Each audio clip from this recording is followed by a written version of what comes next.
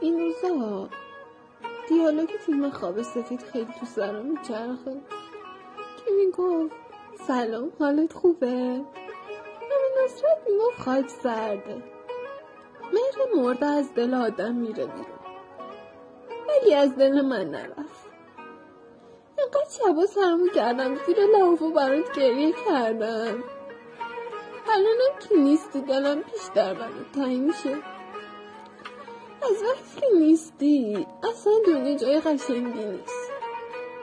با رفتن تو خنده های واقعی منم رفتن.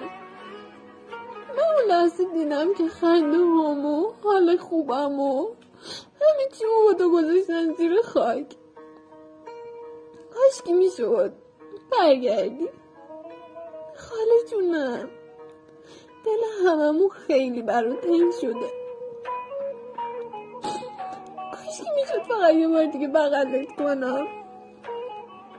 دوست دارم، خیلی دوست دارم.